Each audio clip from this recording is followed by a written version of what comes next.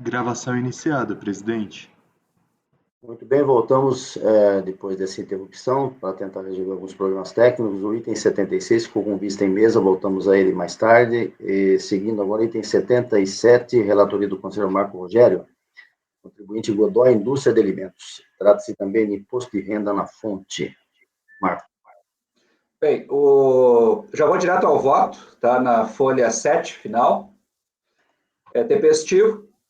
Da síntese dos fatos. O presente processo é uma autoinfração de fonte sobre incidentes sobre rendimentos da Justiça do Trabalho referentes ao ano calendário de 2009 e sobre rendimentos de trabalho assalariado conforme batimento do cruzamento do sistema malha DIF-DARF. A gente já viu outras vezes, para quem não conhece. É calendário 2010. Tais valores foram declarados em DIF, mas não declarados em DCTF e nem pagos. Tá? Foram declarados pelo próprio contribuinte. A autuação fiscal envolve montante de R$259 mil. Em impugnação, o contribuinte alegou cessamento de defesa e parcela do fonte dos rendimentos da Justiça do Trabalho foram parcelados, sendo adimplidos regularmente. Em decisão do DRJ, após a análise das alegações, negou o integral provimento, pelo qual apresentou recurso voluntário reiterando as mesmas alegações, quais sejam cessamento de defesa no mérito, e no mérito parte do crédito estaria parcelado e parte ignora sua origem. Da nulidade, cessamento de defesa. Como é um voto curto, eu vou ler aqui, presidente. O contribuinte agora recorrente alega que as atuações fiscais do fonte não apresentam quem seriam os funcionários e o reclamante dos valores dos rendimentos. Entende que tal situação afasta sua ampla defesa, violando princípios constitucionais. Contudo, verificando os autos, a atuação fiscal se deu com base em informações prestadas pelo próprio contribuinte, tanto por informar algo ou por omissão. Sua DIF informa valores retidos nos códigos 561 e 5936, contudo, não pagos nem declarados em DCTF. Antes da atuação fiscal, houve intimação fiscal solicitando esclarecimentos a respeito dessas divergências, pelo que informou evasivamente que não localizou os recolhimentos respectivos. Tá? Para quem conseguir acessar os autos, é fácil de constatar. Pelo que informou evasivamente que não localizou os recolhimentos respectivos dos valores informados em DIRF. Não se pode alegar cessamento de defesa por informação prestada pelo mesmo, ao qual não elidiu eventual erro informativo quando oportunizado. Então, por isso, eu rejeito a nulidade. No mérito, o contribuinte informa que os valores de fonte oriundos da ação trabalhista houve parcelamento junto à Receita Federal, processo final 41, com todos os pagamentos das prestações regulares. Quanto aos demais valores, diz desconhecer sua origem, até porque não houve discriminação dos mesmos no auto de infração. A decisão ACOA, com acesso aos sistemas da Receita Federal, algo não disponível nesse juízo, e nem questionado pelo contribuinte na sua peça recursal, apresentou análise dos valores parcelados. Verificou que os valores parcelados do processo final 41 são inerentes ao período de fato gerador distinto da atuação fiscal.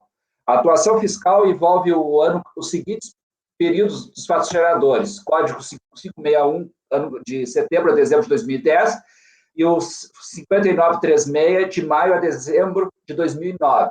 O processo final 41 envolve o Código 5936, do período de agosto de 2011, ou seja, posterior. Assim, não guardariam mesma relação com os débitos autuados.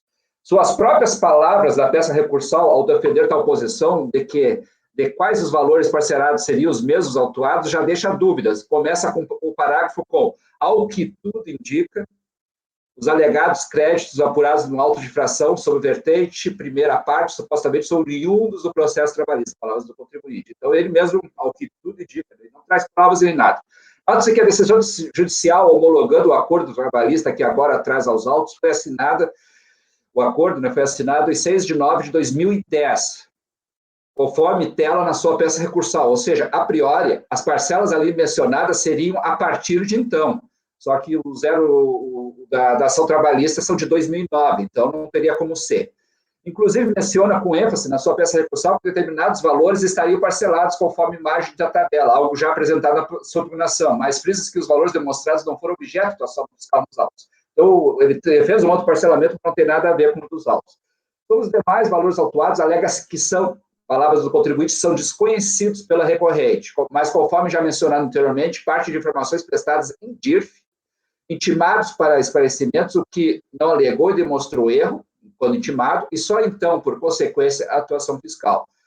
Cabe frisar que sua peça recursal, no cerne das suas alegações, praticamente replica o que já posicionaram na sua impugnação, e mesmo com um detalhamento e imposição contrária, mantendo a atuação fiscal da DRJ, primeira instância administrativa, o contribuinte não contrapôs novos elementos ou rebateu o posicionamento dessa decisão. Assim, entendo que não há comundar guarida as suas alegações. Por conseguinte, voto em negar provimento integral ao recurso voluntário.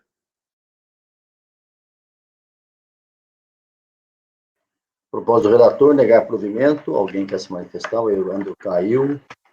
Tem um problema de internet hoje, hein? Alguém quer falar alguma coisa sobre isso? Já julgamos casos assim. Bem tranquilo. A questão é só de olhar os autos e verificar se eu não cometi algum deslize, né, presidente? Sim.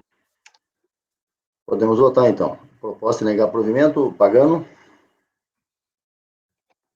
Microfone, Pagano. Eu acompanho o relator, presidente. Eu analisei o processo e também não verifiquei grandes argumentos da recorrente, não. Evandro. Acompanho o relator. Júnior. Com o relator. Iágaro. Com o relator. Paula. Com o relator. Luciano. Acompanho. Também unânime, negado provimento, item 77 julgado. Agora a gente vai voltar, vamos deixar aquele visto em mesa do 76 para mais tarde. Vamos voltar a alguns remanescentes que ficaram. Começamos com o item 48 da pauta, a relatoria do conselheiro Leonardo Pagano, me parece. Deixa eu ver aqui. 48. Mas a relatoria é minha. Esse aqui eu vou deixar para depois, que eu tenho que fazer umas anotações aqui na pauta, depois eu faço esse relato, eu relato esse processo. Eu vou partir para o 54. Esse é do Pagano, sim. Recorrente é cota, construções e edificações, o tema é imposto de renda, pessoa jurídica e comissão de receita. Pagano, relatoria e voto. Item 54. Presidente, desculpe interromper, uma questão de ordem rapidinho. O meu processo voltou a abrir aqui normalmente os arquivos, tá? Então, presumo que... Depois, então, desse aqui, o Marco, depois desse, então a gente já faz a vista em mesa lá, tá bom? Tá bom. Ok. Então, Pagano 54, a relatoria sua, cota construções. É o relatório e o voto. Pode disponibilizar e já começar a ler.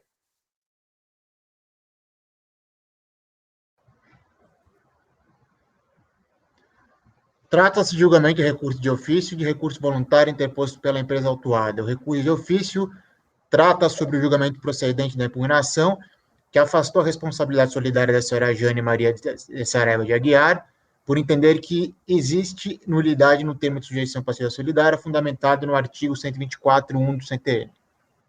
O recurso voluntário foi interposto pela empresa autuada recorrente, visando a reformada decisão a qual a DRJ também decidiu afastar a multa gravada, porém, devido ao seu valor, não foi interposto recurso de ofício. Pois bem, o auto de infração foi lavrado em 9 de 11 de 2009, referente ao ano calendário de 2005, relativo ao imposto de renda e reflexos, dada a ciência por edital no dia 4 de 12 de 2009, nos valores a seguir descritos, de folhas 414 a 446, que totalizou a quantia de 1.914.000. Também foi lavrado o termo de sujeição passiva solidária contra a pessoa jurídica, contra a procuradora da pessoa jurídica, a Jane Maria da Silva Aguiar, por ter sido caracterizada a sujeição passiva solidária no termo 124.1. De acordo com a descrição dos fatos constantes na auto-infração e o termo de verificação fiscal, que é para integrante destes, os lançamentos decorreram do procedimento de fiscalização externa que resultou no arbitramento do lucro, tendo em vista que a contribuinte notificada apresentar os livros e documentos, a sua escrituração deixou de apresentá-los. O relatório fiscal descreve de forma detalhada e ilustra o feito fiscal, que teve início a partir da divergência entre as informações prestadas à Receita Federal, em sua DSPJ, né, de 2006, ela declarou como inativa, enquanto no mesmo período constatou como beneficiária em DIRFs as suas declarações de imposto de renda retido na fonte, apresentada por prefeituras e órgãos jurídicos. Tá? Então, ela declarou em 2006 que ela estava inativa na sua declaração, e a fiscalização, ela constatou, né, por meio de DIRFs, emitidas por órgão público, prefeituras, né, às quais ela prestou o serviço, de que ela havia recebido receita. A autuada tomou ciência da acusação fiscal, por edital, por haverem sido improfícuas as tentativas de notificação pela via postal ou pessoal. Em 17 de nove de 2008, foi lavrado o termo de constatação para registrar que a empresa não mais funcionava no endereço constante no Cadastro Nacional e que, em diligência levada a efeito no município de Ubirajara, não foi possível localizar o atual endereço da empresa.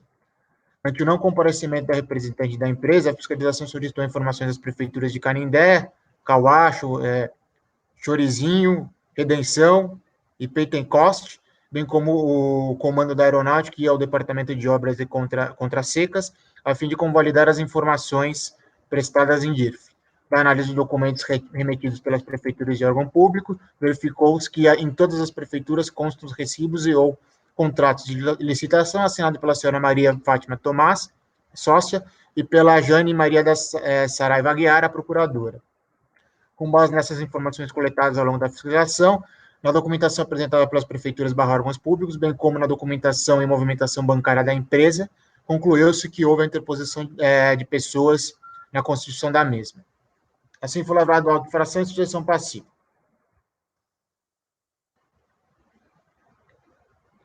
Em virtude de não comparecimento da apresentação dos livros e documentos solicitados nos termos da intimação, bem como da ausência da justificativa para o fato de ter apresentado a DSPJ a declaração simplificada de pessoa jurídica, né, inativa, e ter prestado serviços ao longo do ano fiscalizado, os quais foram informados em DIRFs dos tomadores dos respectivos serviços, foi lavrado a infração e seus reflexos com base em lucro arbitrário.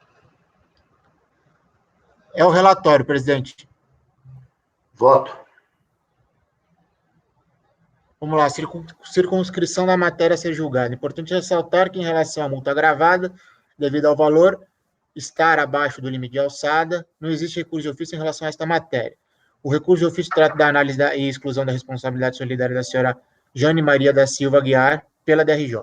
Vamos lá, recurso de ofício.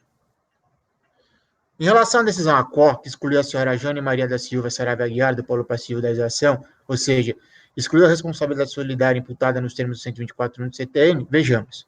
Consta nos autos, conforme descrito no termo de verificação fiscal, que a fiscalização obteve junto às prefeituras e órgãos públicos que a recorrida emitiu, assinou cheques, assinou recibos e contratos de licitação juntamente com a sócia senhora Maria de Fátima Tomás, sócia da empresa autuada, durante o ano calendário de 2005, ano em que ocorreram os fatos geradores objeto do auto de infração. Devido a tais fatos, a auditora fiscal entendeu que a recorrida, senhora Jane de Maria, apesar de não constar no contrato social da empresa autuada, participou dos atos que geraram a receita omitida e dos fatos geradores do imposto cobrado no lançamento.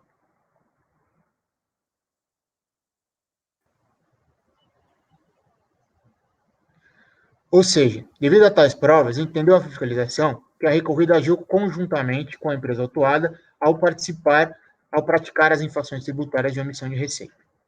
A DRJ, por sua vez, ao analisar os autos, decidiu afastar a responsabilidade solidária da recorrida por entender que o termo de verificação fiscal, ou termo de sujeição passiva solidária, não descreveu precisamente os fatos que poderiam demonstrar a senhora Jane de Maria teria praticado da irregularidade tributária, bem como que ela teria obtido vantagem financeira pessoal com a infração praticada.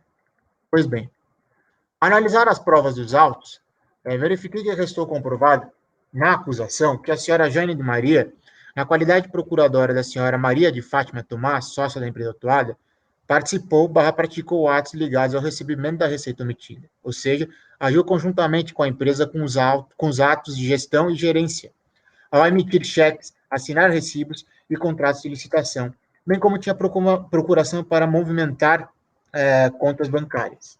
O fato apontado no VA-COR no recorrido da DRJ, de que não ficou demonstrado nos autos, por meio de documentos, que a recorrida teria obtido vantagem financeira pessoal com a infração tributária praticada, a meu ver, não retira que a condição da recorrida de gestora da empresa autuada, a meu ver, não retira a condição da recorrida de gestora da empresa autuada no momento em que ocorreu os fatos geradores. Ademais, a fiscalização comprovou por meio de pesquisa junto ao sistema da Receita Federal que os sócios que constavam no contrato social não tinham capacidade financeira para compor a empresa autuada e apresentavam baixa formação intelectual. Além de tudo isso, nas declarações do imposto das pessoas físicas, nas DIRFs, não constam as cotas da empresa e, em consulta feita pela auditora fiscal Sistema da Guia, fica claro que os sócios de direito não possuem bens. A senhora Maria de Fátima Tomás, irmã adotiva da senhora Jane de Maria, sócia majoritária, declarou ter recebido rendimentos tributáveis no ano 2005 no valor de 6.900. E o senhor José Luiz Aguiar Araújo Neto, rendimentos no valor de 17.450. Ambos ficam abaixo da faixa de isentos. Eu peço desculpas que às vezes eu estou parando, porque o alarme antivírus está direto aparecendo na minha tela e atrapalha a leitura. Sendo assim, concordo com a fiscalização que restou configurada a situação em que a empresa ostenta no seu quadro societário o nome de pessoas de baixa capacidade econômica e instrução que, de fato, encobre a entidade do verdadeiro administrador do empreendimento. Acrescenta-se a tal situação o fato de que a empresa autuada foi extinta irregularmente e encontra-se inoperante / fechada, sendo que os sócios que constavam no contrato social não foram encontrados até hoje e nenhum documento da empresa foi entregue para a fiscalização. Desta forma, entendo que restou demonstrar que a senhora Jane Maria praticou atos de gestão da empresa autuada diretamente ligados aos fatos geradores de tributo e à infração tributária, bem como ficou comprovado seu interesse comum na situação que constitui o fato gerador da obrigação tributária, estando caracterizada, a meu ver, sua responsabilidade solidária nos termos do artigo 104, inciso 1 do CTN. Quanto à alegação da recorrida de que a fiscalização não é incompetente para aplicar a responsabilidade solidária, sendo que a responsabilidade solidária deveria ser analisada apenas no rito executivo, entendo que não deve ser acolhida. A apuração da responsabilidade solidária pode ser feita durante o processo administrativo tributário que verifica a legalidade do lançamento e os respectivos sujeitos passivos, incluindo os responsáveis solidários das infrações tributárias praticadas nos termos do artigo 142 do CTN, não sendo necessário se aguardar o feito executivo para direcionar a sujeição passiva solidária. Desta forma, voto por dar provimento ao recurso de ofício e manter a responsabilidade solidária da Jane Maria da Silva Aguiar no termos do 124.1 do CTN. Para aqui, presidente. Vamos votar. O propósito do relator é reverter a decisão da DRJ, dando provimento ao recurso de ofício para reincluir essa gestora aí, né, na responsabilização solidária. Algum comentário? No 124.1. Júnior. Eu queria só uns esclarecimentos, porque, infelizmente, não estou conseguindo abrir aqui o processo, de jeito nenhum. Mas, agora começou. Na verdade, porque eu estava querendo, inclusive, ler a decisão, né, da DRJ. Você está entendendo que ela, na verdade, praticou atos de gestão, não é isso? Eu entendo. E qual é o interesse comum? Qual é o fato gerador e o benefício comum que você está entendendo que está comprovado? O interesse comum ela era procuradora da empresa, né? Ela assinou os contratos de licitação, ela assinou os cheques, ela movimentou a conta bancária, né? Ela assinou os recibos e recebeu os recibos, tá? Enquanto isso, nenhum outro documento aparece em nome da sócia. Tá, mas qual o benefício? Deixa eu perguntar, deixa eu só entrar no meio dos dois, só fazer uma colocação de 1 minuto, 30 segundos. Você está entendendo que ela seria sócia de fato? Eu não entendo que ela seria sócia de fato porque ela assinou a procuração, né? Você está dizendo que a sócia de direito não tem recurso nenhum. Você está entendendo, então, que essa de fato. Isso, porque a sócia de direito, além de ela apresentar sinais de pouca instrução, ela não tinha condições financeiras, nem para manter a empresa, aí nem vai no para gerir. 124.1. Aí é 124.1, Júnior. O problema é que o 124.1, nesse caso, Ciccone, na minha opinião, ele não tem necessariamente só a ver com ato de gestão, não. Não, mas ela é sócia. Tem que provar o benefício econômico. Mas ela. Você tem interesse na situação. O benefício econômico que ela teve. Recorre o fato gerador. O interesse relator, ela teve. Ela esse aí não é gerir, não, pera um pouquinho. Gente, pera um pouquinho. Sócia, de fato, é a dona do empreendimento, que é mais interesse do que esse, pelo que o Pagano relatou, ela é a sócia. Então, que interesse maior pode ter uma sócia? É tudo que acontecer na empresa, o interesse é dela. Gente. E é esse o ponto de vista do Pagano, né? Que fosse, não então, só o interesse, presidente. 35. Não é. Não só o interesse, mas não só o interesse, como ela também praticou os atos que trouxeram a receita que foi omitida. Porque ela que negociou os contratos, ela que emitiu os cheques, ela que assinou os cheques, ela que assinou os recibos. Então, a meu ver, entendeu? Apesar dela não constar no contrato social e ter uma procuração, você entendeu? Ela é responsável, sim, pelo fato gerador, porque ela que recebeu, ela que produziu a receita que foi omitida. Mas a receita é da empresa. Ao que me parece, não existe prova de que ela se beneficiou desta receita. Isso prova você quer? Mas como você quer que ela põe no bolso? Se os outros sócios que são sócios da empresa não receberam o dinheiro da empresa, quem recebeu? Ela. Bom, agora o Marco, falando. Mas isso não está provado, velho. Bom, Marco. É uma ilação. Ela, Júlia, a meu ver, ela participou.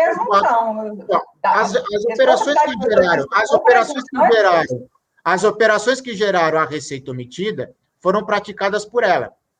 Porque ela que assinou os contratos, ela que emitiu os cheques, ela que assinou os recibos. Então, o fato gerador está intrinsecamente ligado a ela. Para começar. Pagano, se for assim, todo o gerente vai praticar fato gerador de tributo da empresa. Mas ela não é gerente. Ela não é. Júnior. Você entrando aí no fato que ela tinha poder de gestão, por procuração que seja. Mas ele está dizendo. Gerir um negócio, eu assinei, eu fiz uma operação tal. Que horror. O que ele está dizendo, pelo sócio, eu não entendi nada. Primeiro vai falar o Marco, depois você, Paula. Ele está dizendo que ela é sócia de fato. Ela é a proprietária da empresa. É isso que ele falou. Não é porque ela é uma gestora por mandato que ela tem. Ela é dona. Seja uma sócia de fato, Ciccone. Todas as vezes que a gente analisou o 124, a gente vê que o sócio de fato que seja, ele se beneficiou da utilização daquela empresa, ele se beneficiou daquela infração, e é isso que não está provado. Mas qual prova você quer? Se tem uma omissão de receita gigantesca aí, qual é a omissão? Que mais você quer? Que mostra o dinheiro entrando na conta bancária dela? É isso? Não, isso é impossível. Bom, tudo bem, Marco. Está sem microfone, Marco. Se abrimos o TVF, o relator fez, né, e meus parabéns até por ter... Primeiro, um pequeno comentário, né, presidente? A decisão do DRJ, sobre essa questão, eu achei, com todo respeito, esdrúxula, né? Para exonerar a responsabilidade da senhora Jane. A decisão do DRJ, ela cita vários elementos e diz, olha, acho que isso não é o bastante. Tudo bem. Mas o TVF é muito contundente nas tentativas de localização dos sócios de direito, que no frigir dos ovos acabou sempre só localizando a sua Jane. Ela era sócia de fato, ela que gerenciava os negócios, e tanto que tinha operações lá, toda era ela que coordenava tudo.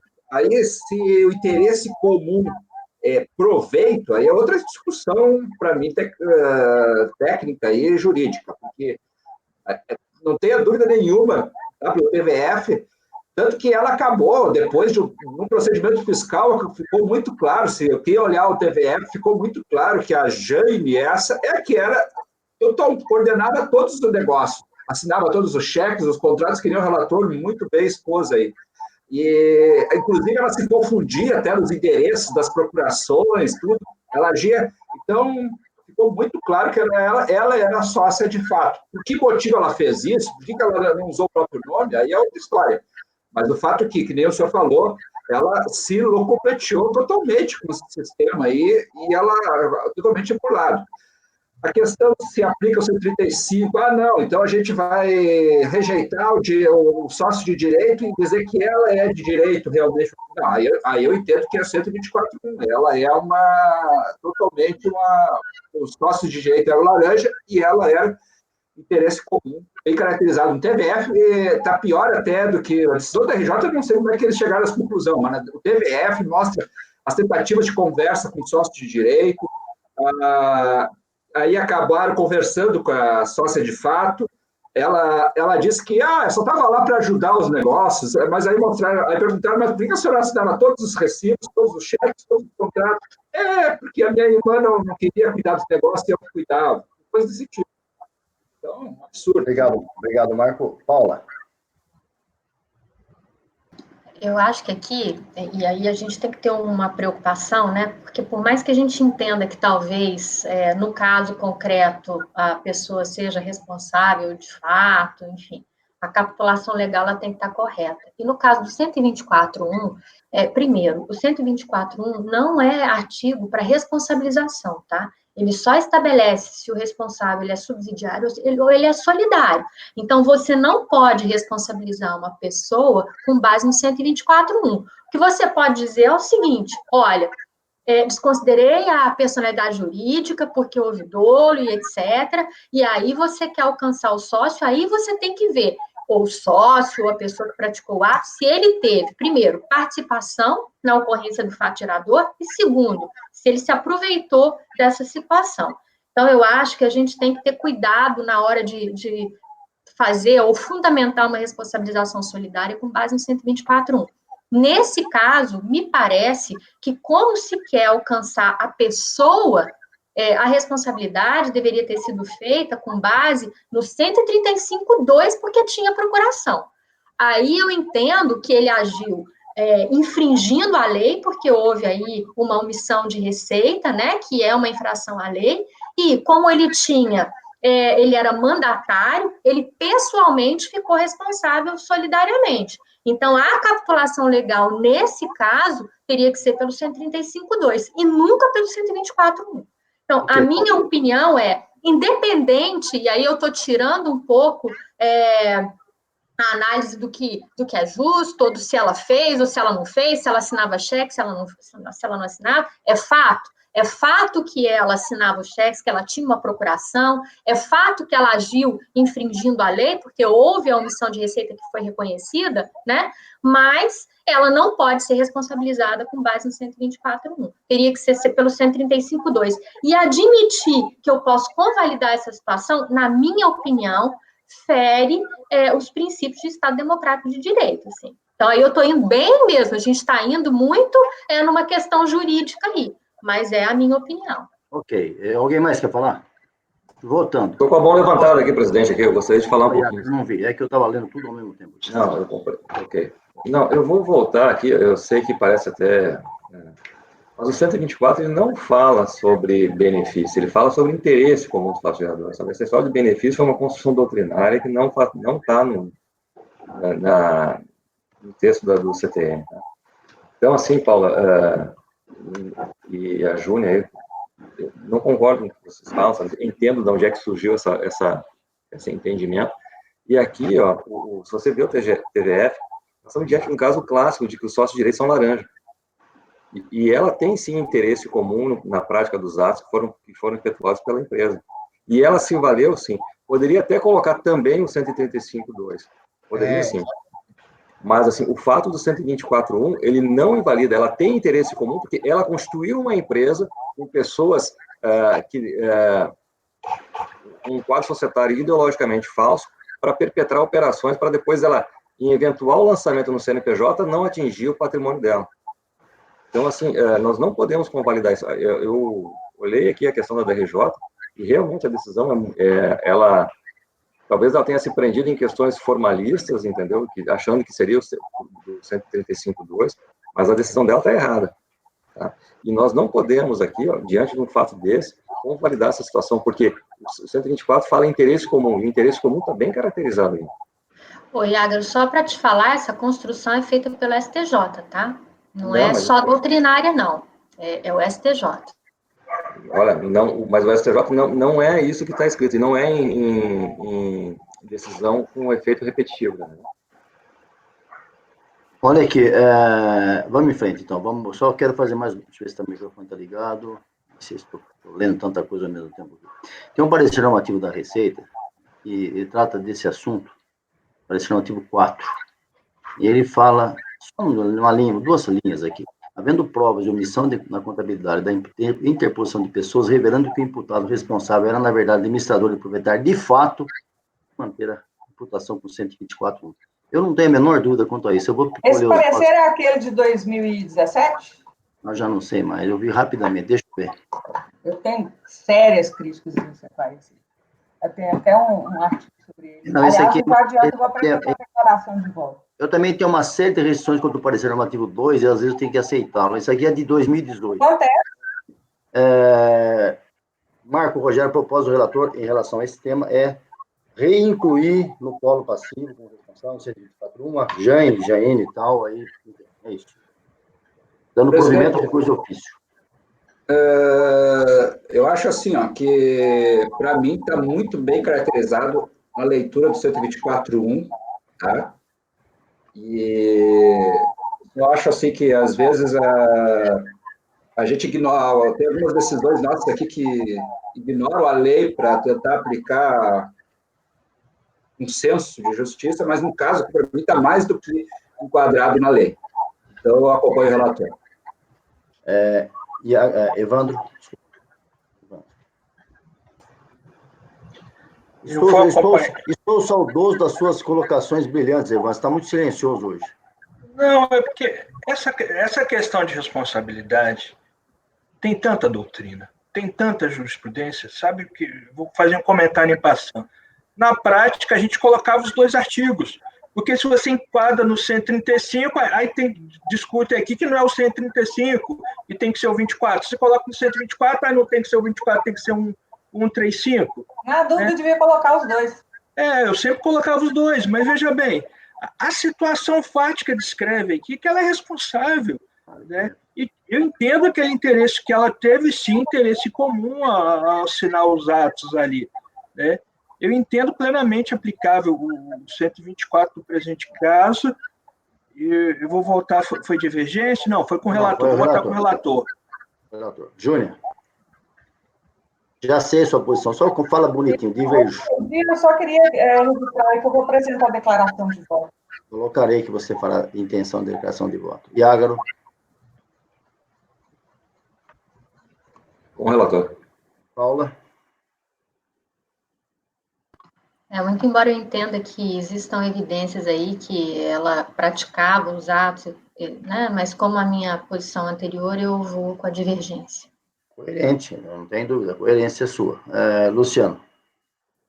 Presidente, eu vou votar com o relator. Ok, então também com o relator, por maioria, dado provimento ao recurso de ofício para reincluir no polo passivo essa sócia, de fato, essa pessoa. Continuando pagando, o voto é seu na sequência. Recurso voluntário, vamos lá.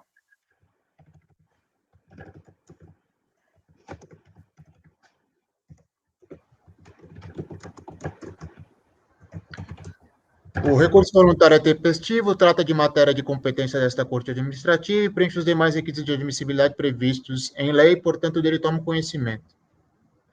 Em relação à alegação de impossibilidade de embasar o auto de infração somente com dados de declarações conflitantes, entendo que não deve ser acolhido. A recorrente declarou em 2005 a declaração simplificada da pessoa jurídica como inativa. A fiscalização, por sua vez, constatou divergência com os dados indicados na ARDIF declarados pelos órgãos públicos, tendo a recorrente como beneficiário. Ou seja, apesar da recorrente informar em sua declaração que se encontrava inativa no ano 2005, a fiscalização descobriu, por meio da requisição junto às instituições financeiras e pelas DIRFs, que ela tinha movimentação financeira de 2.463.344,65. Ademais, deve ser observado que, além das divergências entre as DIRFs declaradas pelos órgãos públicos e a declaração da SPJ, como inativa, a fiscalização diligenciou junto prefeituras e bancos para obter mais documentos e verificar a movimentação financeira da recorrente. Foram fornecidos documentos pelas prefeituras de Chorocinho, Pentecoste, Redenção, Canindé e Caucaia, bem como pelo Departamento Nacional de Obras contra as Secas e Comando da Aeronáutica, onde comprovam que o sujeito passivo participou de licitações, assinou contratos de prestação de serviço e recebeu o valor do contratado, documentos de folhas 21 a 104. Os documentos são contratos de licitação e recibos, além de constar no sistema DIF os valores do imposto retido como beneficiário da recorrente, conforme quadro abaixo. As instituições financeiras também fornecerão documentos que indicam que cheques foram emitidos e assinados em 2005 pela procuradora da empresa, bem como que a movimentação financeira é compatível com a receita encontrada pela fiscalizada e omitida pela recorrente. Desta feita, é razoável supor que os referidos órgãos tenham informado tais pagamentos feitos pela recorrente em vão. Não é razoável, desculpa, aqui falta um. Não. Desta feita, não é razoável supor que os referidos órgãos tenham informado tais pagamentos feitos à recorrente em vão, ainda mais considerando que constam do processo recibos assinados pela representante da recorrente, bem como uma movimentação bancária compatível com a receita informada nas respectivas DIFs. A recorrente, por sua vez, não apresentou nenhum documento contábil ou fiscal para que pudesse demonstrar que não tinha recebido tal receita considerada omitida ou que tinha pago imposto sobre tal montante. Na realidade, a recorrente não apresentou qualquer documento passível de contradizer a acusação. Tanto foi assim que a fiscalização foi obrigada a arbitrar o lucro para lavrar o auto de infração. Assim, entendo que não merece ser acolhida a alegação da recorrente de que a fiscalização baseou a autuação apenas em divergência de declarações para presumir a infração de omissão de receita. Eis que, conforme pode-se verificar, o auditor diligenciou e obteve mais documentos para comprovar a receita omitida. Desta forma, em virtude do não comparecimento, da não apresentação de livros e documentos solicitados nos termos de intimação, bem como da ausência da justificativa para o fato de ter apresentado a DSPJ inativa e ter prestado serviços ao longo do ano fiscalizado 2005, os quais foram informados em DIRFs, dos tomadores dos respectivos serviços, entendo que foi correta a lavratura do auto de infração do RPJ e reflexo com base no lucro arbitrário. Desta forma, deixo de acolher a alegação da recorrente relativa à impossibilidade de embasar o auto de infração somente com dados de declarações conflitantes. Eis que a fiscalização se muniu de outros documentos para comprovar a infração de omissão de receita. A multa qualificada. A recorrente apresentou declaração no ano de 2005 como inativa, sendo que restou comprovado nos autos que continuou a obter receita que foi otimizada pela fiscalização. Foi descoberto pela fiscalização, por meio de diligência junto a prefeituras e órgãos, que a recorrente continuou a operar e receber receita no ano de 2005, restando comprovada a tentativa de sonegar a informação relativa ao imposto que deveria pagar à Receita Federal. Sendo assim, restou comprovado de forma inequívoca o intuito da recorrente de impedir o conhecimento por parte da autoridade fazendária da ocorrência dos fatos geradores correspondentes a seu faturamento. Como muito bem apontado pelo VA-Corda recorrido, conforme descrição constante no termo de verificação fiscal, restou comprovada de forma inequívoca a existência de ação dolosa por parte da empresa, consubstanciada na conduta omissiva, caracterizada pela apresentação de declaração inativa relativa ao ano calendário de 2005, tendo oferido rendimentos e apresentado elevada motivação financeira junto à instituição bancária. Tal ocorrência retardou o conhecimento por parte da autoridade fazendária da ocorrência dos fatos geradores das obrigações tributárias principais, motivando a qualificação da multa sobre os valores apurados em decorrência da infração caracterizada como omissão de receita. Dessa forma, não se trata de mera presunção de omissão de receitas ou simples divergência nas declarações apresentadas, mas sim de atos concatenados por parte da recorrente visando sonegar a receita que foi descoberta pela fiscalização. Assim, não há como negar o fato de que a recorrente incorreu em infração à legislação tributária, tendo oferido rendimentos provenientes de prestação de serviços de construção ao longo de todo o ano calendário de 2005, apresentando movimentação financeira junto ao Banco do Brasil em valores elevados, firmando contrato com órgãos públicos, sendo que não poderia, em hipótese alguma, apresentar declarações de inatividade para o ano fiscalizado. Desta feita, entendo que não se trata de mera presunção de omissão de receita e, por consequência, também entendo que a fraude foi devidamente demonstrada e não presumida como alega recorrente, devendo assim ser mantida a multa qualificada. Pelo exposto e por tudo que consta processado nos autos, voto por dar provimento ao recurso de ofício para reverter a decisão ACO e manter a responsabilidade solidária da senhora Jane de Maria Saraiva Aguiar, e em relação ao recurso voluntário, conheço e nego provimento, mantendo a infração de omissão de receita e multa qualificada. Muito bem, com relação ao recurso de ofício, já votamos agora o recurso voluntário, são as infrações e a multa qualificada. Alguém quer se manifestar a respeito disso? Votando, então, Marco. Acompanho. Evandro. Acompanho o relator. Júnior. Em relação ao recurso voluntário, eu acompanho. Iágaro. Acompanho. Paula. Acompanho, não estava abrindo, acompanho. Luciano.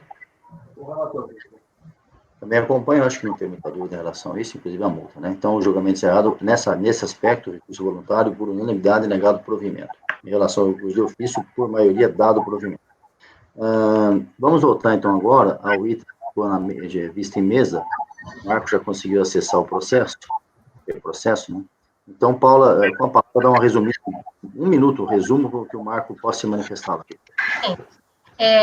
Até trazendo já as informações, né, para o que o Iagro perguntou em relação ao valor do crédito compensado, o que aconteceu? O contribuinte estava pleiteando um crédito no valor de R$ 191.419,90, que é a diferença entre os 20% e os 15%, aquele 5% que ele pagou a mais, e que seria esse valor de R$ 191.419,90.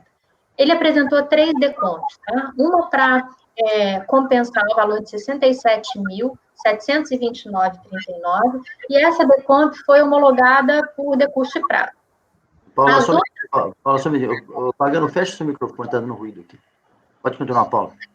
As outras 2 decontos que ele apresentou, uma no valor de R$ 66.048,86 e outra de R$ 59.529,47, que perfazem um total de R$ 125.578,33, é o objeto dessa lide, tá? Então, a compensação dessas 2 últimas decompos aqui, já que a primeira já aproveitou parte desse crédito e ela já foi homologada, inclusive no mesmo despacho decisório, tá? Então, para responder, Iágaro, a sua pergunta do valor do crédito pleiteado, é R$ 125.578,33, que é parte dos 5% da diferença que ele recolheu. Quando ele deveria ter recolhido 15%, ele recolheu 20%. Espero ter respondido aqui a questão. Em relação ao... Paula, só um minuto, acho que você pode ter falado, mas eu estava anotando, não ouvi. Esse 125, ele acumulou com compensação, é isso? Isso. Na verdade, o crédito que ele está pleiteando é de R$ 191.419,90, mas parte desse crédito ele já homologou uma decomp nesse processo que já foi homologada lá no despacho decisório. Então, agora ficou um resíduo de R$ 125.578,33. O motivo para a denegação desse crédito, em princípio, o despacho decisório diz, olha, você era beneficiário dos juros. Então, esse foi o argumento. A recorrente vem, se defende. Não, eu não era beneficiário dos juros, eu sou fonte pagadora. E a fiscalização, quando estava analisando esse crédito, pediu uma farta documentação e a contribuinte apresentou. No despacho decisório, a contribuinte ainda traz mais informações. Aí a DRJ diz o seguinte, realmente o despacho decisório está errado. Não é por isso que tem que ser denegada a homologação. De fato, você é fonte pagadora, não é beneficiária, mas você não comprovou que o seu direito é líquido e certo, faz uma planilha, analisa os números e fala, mas esse direito não é líquido e certo porque você não trouxe aqui o extrato de pagamento bancário dos juros para os seus sócios. Aí ela vem e se defende desse novo argumento que a DRJ traz e diz, olha, as hipóteses são 2 para pagamento de juros sobre capital próprio. Pagamento, e aí sim eu teria que ter o depósito bancário na conta do sócio, mas não foi o caso. E a segunda hipótese é o crédito individualizado nos meus livros fiscais. E eles estão aqui, e traz de novo e aponta os livros fiscais. Inclusive, com a demonstração da retenção, traz o DARF de novo, de pagamento a maior.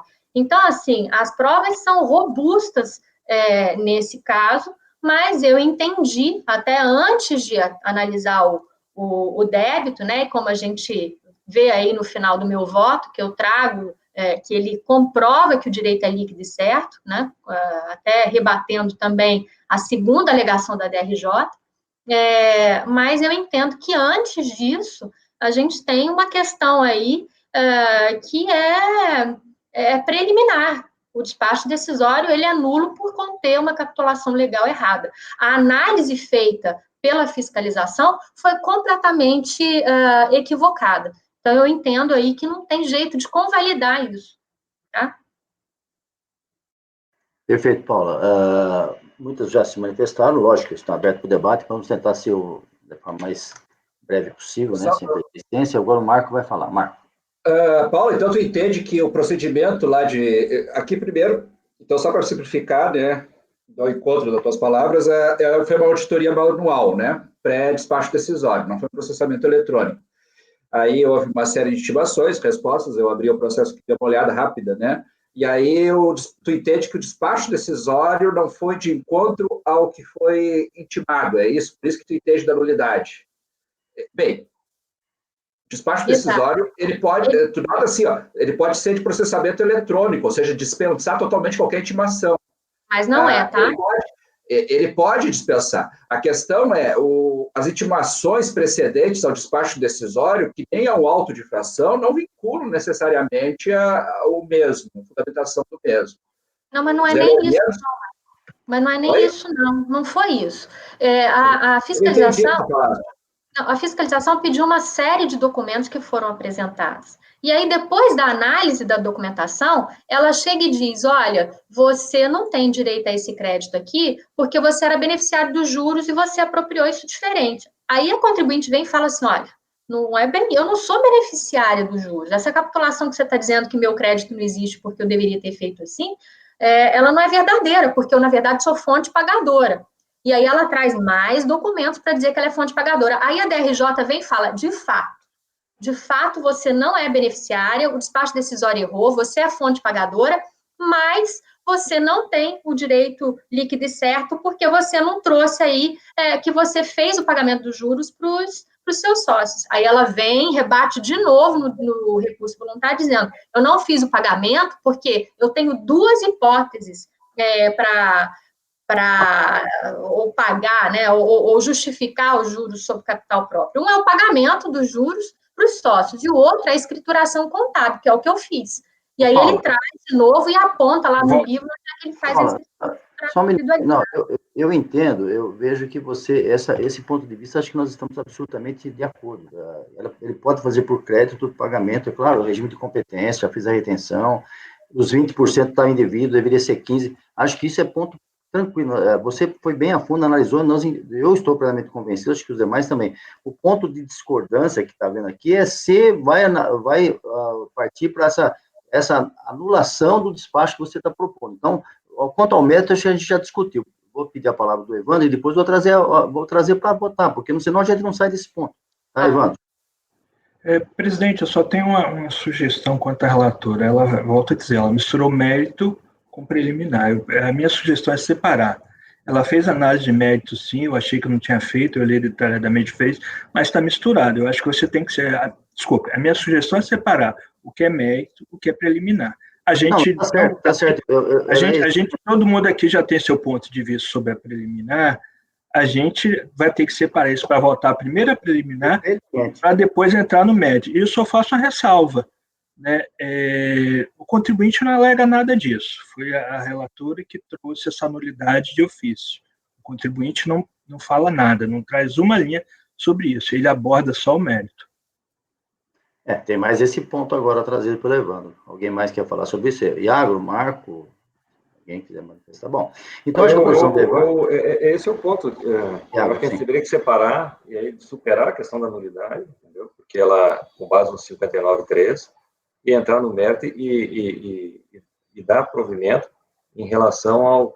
Só que especificar no dispositivo, Paulo, ali, que não é o valor integral do DARF, sim o valor... Entendeu? E quando você lê o penúltimo parágrafo da tua decisão, parece que é o 775, entendeu? Mas isso não precisa, né? Porque ele está pedindo a homologação da compensação. Então, eu não preciso dizer que eu estou dando um crédito maior. Então, não precisa nem mencionar o valor do DARF. O valor, né? Não, mas é por isso que eu estou dizendo desde o começo que não precisa mencionar. Porque, na verdade, aqui o mérito penalizado... Gente, vamos voltar ao começo da discussão. Antes de botar e colocar... Tá lá, 765 mil, você está colocando o DARF. Não, essa é só a comprovação dos documentos que ela trouxe, né? Luciano pediu a palavra. Luciano, por favor. Presidente, só em relação à questão da nulidade, o levantamento feito pela Paula, eu considero válido ela levantar isso mesmo que o contribuinte não tenha alegado, que é questão de ordem pública. Isso tem a ver com o contraditório para a defesa. Se não alegam uma coisa, daí o contribuinte vem e fala, poxa, mas então tá, então vou me defender disso. Daí depois eles alegam outra coisa, do contribuinte, não, então não vou me defender disso. Tem a ver com o contraditório para a defesa, e é plenamente levantável essa questão aí da nulidade. Agora, se deve ser aplicado ou não, acho que essa é a questão questão pontual. Não, tudo bem, você tá rebatendo a posição do Evandro, eu entendi. Bom, vamos votar. Pagano, sua vez. O último para falar, senão a gente não sai disso. Não, e eu queria também acrescentar, porque houve aí uma inovação do critério jurídico pela decisão da DRJ. Então, então assim, eu acho que vai de encontro com o que o Luciano acabou de falar. Houve aí um cerceamento de defesa que talvez possa, assim, acarretar uma nulidade. Enfim, vamos votar. Presidente, eu só vou comentar, já que o Luciano rebateu ali. Luciano, não há cerceamento, não há prejuízo. Foi o contribuinte que informou qual era a tese, e ele vem se defendendo do que ele considera correto. Então, não houve nenhum cerceamento de defesa e também não houve prejuízo à defesa do contribuinte, porque ele, em impugnação, vem defendendo da tese que a DRJ adotou. Luciano, um minuto. Não, 10 segundos, presidente. Deixa eu só explicar aqui, talvez ajude. Eu entendo o que vocês estão falando, acho que haveria prejuízo, sim, se nós não pudéssemos dar provimento no mérito. Tá? Mas nós podemos dar provimento no mérito, porque o parágrafo 3º diz, quando puder decidir o mérito a favor do sujeito passivo, a quem aproveitaria a declaração de nulidade, a autoridade julgadora não a pronunciará nem mandará repetir o ato ou suprir a falta. É aquele negócio. Se você não pudesse dar o provimento no mérito, tudo bem. Aí haveria efetivamente prejuízo e a gente deveria reconhecer a nulidade. Mas, no caso, me parece que todo mundo está de acordo que no mérito está ok. Sim, um de cada vez, você já falou isso desde o começo, Júnior. Tá? Realmente você disse corretamente, é isso mesmo, você já se manifestou. Luciano, eu sei que você vai rebater o Evandro, mas vou parar por aqui, porque tréplica, réplica, quadro, aí vai ficar difícil. Eu acho que a Júnia, as pessoas já falam, a Júnia, a Paula, o Leonardo e eu também já falamos, acho que pode dar continuidade. Iago, você também levantou a mão. Voltei atrás depois da sua observação. Votando, então. A proposta da relatora é nulidade, já falamos muito. Marco, é um preliminar isso, hein? Eu sei. Bem, na preliminar, a gente vai votar só preliminar, né? Sim. Nulidade. Acho que no mérito não vai haver nenhuma dúvida, mas enfim, vamos julgar preliminar. Então tá. A questão é o seguinte, ó, na nulidade, quais são os requisitos? Tem aquela discussão, né? Quais são os requisitos? Isso aqui precisa só para justificar, já antecipando a minha divergência. Os requisitos formais, tá? E cerceamento de defesa. Basicamente, são esses critérios. Claro que isso aí, a doutrina, a jurisprudência, situações fáticas demonstram que tem outras situações, mas, em tese, é essas situações aí que delimitam a nulidade. Ou seja, que o ato é nulo, não existiu. Nesse caso aqui, tá? Olhando agora o processo, vendo o despacho decisório, etc., houve realmente ali um erro de fundamentação não, de contexto fático, na despacho decisório, mas não o bastante para definir ele como nulo. Tá? Tanto que eu sou dessa posição de que o contribuinte não esteve obstado nem um pouco o cerceamento de defesa, tanto que ele esclareceu os pontos. Para isso que existe o processo administrativo em 2 instâncias. Então, a DRJ comprometeu, e trazendo essa discussão aí, que outros já suscitaram, houve inovação jurídica da decisão da DRJ. Não. Existe uma série de requisitos a serem cumpridos. Nesse caso, o JCP tem que atender os requisitos. Se esses requisitos estão corretamente aplicados ao caso ou não, aí por isso que existe o processo administrativo. Tá? Então, para discutir e trabalhar isso. Então, no caso, não vejo nenhuma nulidade aplicável ao caso. Por isso eu diverjo da nobre relator. Marco abriu divergência. Conselheiro Pagano. É só na preliminar, tá? De nulidade. Não, eu entendi. A preliminar de nulidade, eu entendo que a relatora ela tem razão, tá? Eu acho que há uma certa nulidade no despacho decisório, e eu acho que há uma... Acho que alguém tocou o telefone aí. Eu acho que também há uma inovação do critério jurídico na decisão da DRJ. Então, eu vejo 2 pontos aqui: nulidade no despacho decisório em relação ao erro de fato, né, que foi cometido no despacho decisório, que é o entendimento da relatora, e também gostaria de acrescentar aqui uma inovação do critério jurídico em relação à DRJ, que é uma segunda nulidade. Tá? Então, eu vou não só acompanhar a relatora, como também propor uma inovação do critério jurídico em relação à decisão da DRJ. Agora, a consequência dessa nulidade não está escrito no voto dela, eu não sei como é que vai ficar, tá? Se é por questão, se vai ter homologação tácita, se vai ter resolução para ver o crédito, se a gente vai analisar o crédito, isso aí eu vou deixar a critério para a próxima votação. Só dizendo aqui, gente, eu entendo até, e como eu passo a análise do mérito, né, eu coloco aí, ainda que se entenda que não é caso de nulidade, né, e aí eu passo a avaliar que ele tem, que o contribuinte teria esse direito também, eu entendo que há nulidade, mas a gente ainda pode superar, né, no caso, como a Júnia trouxe, do parágrafo 3º, que é o que eu faço aí, né, desde que aproveite esse ato e não óbvio direito dele. Ok, continuando, voltou com a relatora, na sequência, Evandro. Eu vou acompanhar a divergência. Júnior. Como eu não posso dar um voto condicional, porque o meu voto seria para superar, caso no mérito, porque a relatora está insistindo na questão da nulidade. Não, Júnior, então, desculpa te interromper. O que eu digo é o seguinte, se você olhar aí no item do meu voto, item 18, eu posso aí incluir, né, porque eu estou superando aí nessa análise, ainda que a gente não entenda, eu posso incluir aí, ainda que a gente não entenda, nos termos do parágrafo 3º do artigo 59, a gente analisa o mérito, tá? Então, eu não estou me opondo em dar provimento, não. Eu só acho que a nulidade, ela existe. Gente, presta atenção. Olha, deixa eu propondo, doutor Paulo, mudar para incluir o parágrafo 3º aqui, para a gente poder passar para a análise do mérito, tá? Mas aí, Paula, se você... Júnior, deixa eu interromper. Deixa eu interromper.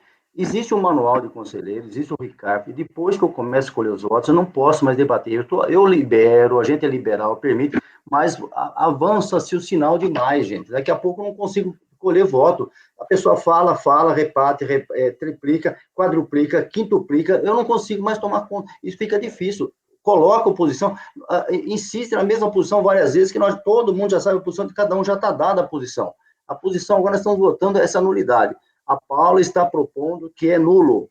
Ela agora está dizendo, olha, mas eu abro mão para reconhecer no parágrafo do artigo 59 e tal.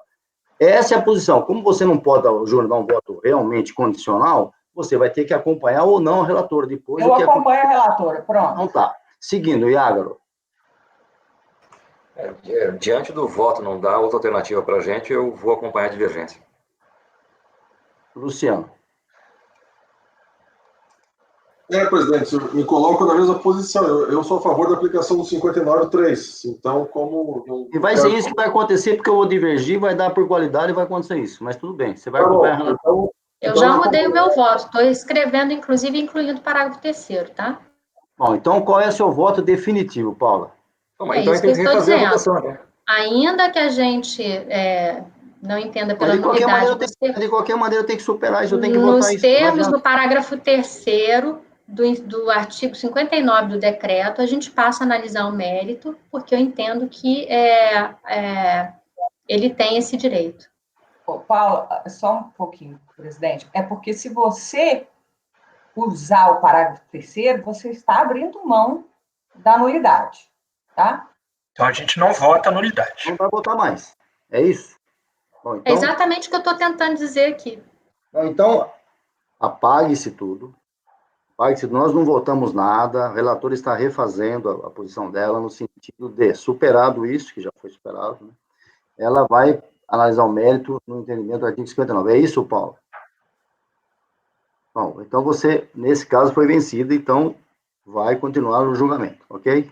Os demais que tinham votado com a relatora agora mudam? Não, eu não fui. Deixa eu só, de novo. Eu não sei dar uma acho que está havendo uma confusão aqui. Não, Paulo, não está havendo confusão. Você tem um voto assim, olha, é nulo. Se eu for vencida, eu vou para o 59, eu tenho que colher os votos. Não, doutor Paulo, o que eu estou dizendo desde o começo, nesse ponto aí do parágrafo 18, eu estou dizendo o seguinte: nos termos do parágrafo 3º do artigo 59, como a gente entende, né, que eu posso superar essa nulidade para analisar o mérito, porque vai aproveitar o contribuinte, eu passo a analisar o mérito, que foi o que eu já fiz aí. Não, no final do voto, eu só vou incluir. A discussão de nulidade, não é, Paula? Exato. Acabou. Atualmente, você vai tirar essa palavra? É isso? Vou tirar essa palavra, eu vou tirar. Então, tá, então, no final, vou dar provimento ao recurso voluntário, ponto.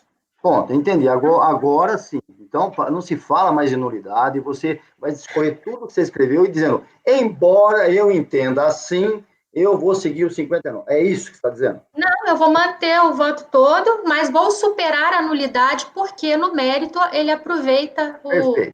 Não precisa mudar o voto, vou pôr uma frase. Tá, perfeito. Então, dentro do mérito, todo mundo entendeu? Todo mundo está de acordo agora? Então, ela vai analisar o mérito. O mérito, fala. Quem vai falar? Psicone, só aqui, eu vou ler o parágrafo 359 aqui, ó. Quando puder decidir do mérito a favor do sujeito passivo, a quem aproveitaria a declaração de nulidade, a autoridade julgador não a pronunciará, nem mandará repetir o ato ou suprir-lhe a falta. Então, não é nem pronunciado nulidade nesse caso. Nem se toca nisso. Então, no mérito, Paula, vamos lá. Você já analisou tudo. Resume em 1 minuto, por gentileza. Quanto dá de crédito contribuinte?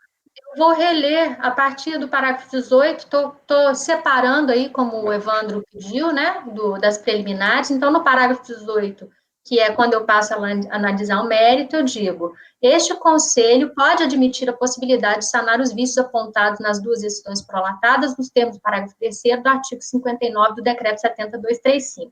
Verifica se o acordo recorrido também se equivocou ao determinar que o crédito oriundo de pagamento indevido. Como se pode observar, a recorrente ressalta que trouxe aos autos seguinte documentação, e eu encerro. Adicionalmente, a recorrente também trouxe aos autos comprovando seu direito creditório. Por todos esses motivos, voto por dar provimento ao recurso voluntário. Ponto.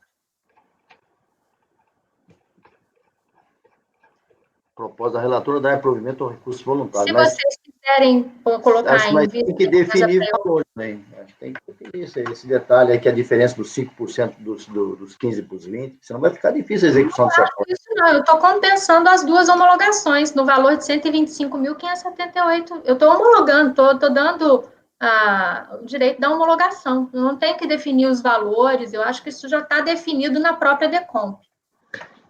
Eu acho que a gente tem que dar o crédito aqui e a unidade compensar na medida que o crédito estiver disponível. Limite, escrever isso aí, né?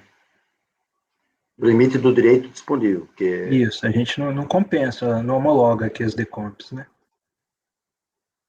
Quem mais vai falar? Ninguém? Bom, então, dado o provimento... É integral, hein? Presidente, a relatora vai manter toda aquela teor ali de nulidade no voto dela ou não? Vai retirar do voto ou vai manter? Eu vou manter dizendo que eu vou... Então, eu voto com as conclusões. Não. Conclusões. Ô, Paula, se a gente não chega num acordo... Posso fazer uma sugestão? Eu vou reescrever e vocês avaliam depois do almoço se querem divergir, se quer fazer voto vencedor. Olha, eu acho que você tem que decidir. Você quer julgar a nulidade? A gente estava julgando. Então tinha que ter ido até o final. Você quer aplicar o artigo 59, parágrafo 3º? Você nem se pronuncia sobre a nulidade, é isso que diz o artigo. Você que tem que decidir o que você quer. Não, eu acho... Eu já decidi aqui. Existe uma nulidade que pode ser superada, tá? Mas a nulidade... Não é isso que diz o artigo. Gente, o artigo então não diz que o artigo não diz que tem uma nulidade tem que ser superada. Ele diz que se ser decidido o mérito a favor. Vou deixar meu voto como está. Então, vou votar a nulidade, vamos voltar, presidente. Exatamente isso. Por voto de qualidade superado a nulidade. Por voto em qualidade superado a nulidade, vamos considerar agora para o mérito. No mérito, dado o provimento, fazendo essa observação de que tem, como o Evandro suscitou corretamente, está reconhecendo a compensação até o limite do direito que exista lá disponível. Ok? Tem que ser colocado bem isso, até porque existe, acho que, outro processo sobre esse assunto. É isso? Não é isso? Então, o que é, então, agora? Não existe outro processo sobre esse assunto. Não, você tinha dito que era 195, uma parte já tinha sido compensado, você tinha dito isso. Não, já está homologado tacitamente no próprio despacho decisório, não tem nenhum outro processo. Ok, então até o limite do direito disponível, tá bom? Todos estão de acordo agora? Por voto de qualidade superada... Deixa eu ver se eu entendi. Foi feita a análise do crédito agora, é isso? Nós já fizemos, ela já analisou isso aí, isso aí está correto, o contribuinte tem todo o direito, está correto, não há dúvida aqui, nós não temos nenhuma dúvida quanto a isso. Está correto, a posição da Paula analisou, existe o crédito, está correto. Isso está certo, Pagano, a dúvida era a nulidade. Quanto ao mérito, nós estamos unânimes, a não ser que você não queira.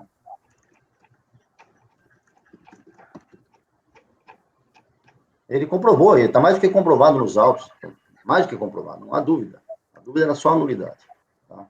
Então, julgamento encerrado, qualidade afastada da nulidade, por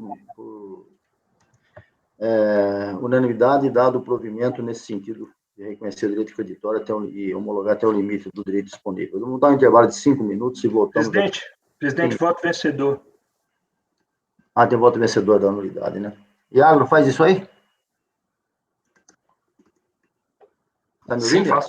Posso fazer. Obrigado, Evandro, do voto vencedor. Voto vencedor, conselheiro Iago. 5 minutos de intervalo, Isaías, por gentileza.